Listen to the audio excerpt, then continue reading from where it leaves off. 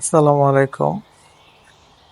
তো আজকে আপনাদের একটা নতুন ভিডিও দেখাবো, অর্থাৎ একটি গোবর সংগ্রহ করি, সেখানে ফার্ম, তারা অধিকাংশ গাভী পালন করে।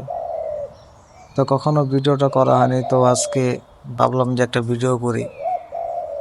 তো এটা হলো হারেস ভাই, উনি খুবই ভালো একজন লোক। ওনার রেফারেন্স ধরে আজকে আমি গোবরগুলি সংগ্রহ করি।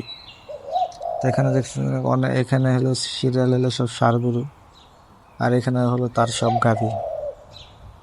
অর্থাৎ এই গাভীগুলি এবং ষাঁড়গুলি দেখাশোনা করার জন্য দুইজন লোক নিয়োগ দেওয়া আছে।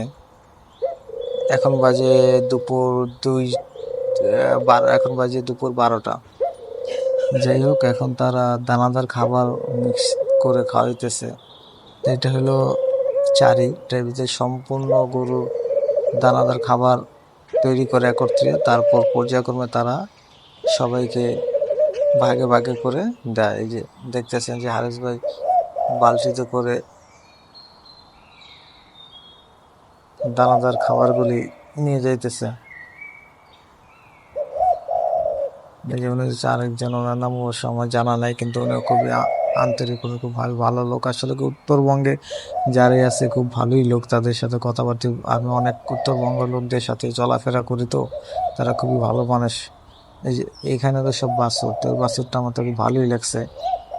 বাছুরটা খুবই সুন্দর। এখানে সব তার হলো বাছুর। এর আগে তো দেখালাম সব গাভী, এখন তারা খাবার দিছে শুকনো খড় বাছুরদেরকে। যে হোক, এই বাছুরটা হলো পুরো আমার থেকে ভালো লাগছে।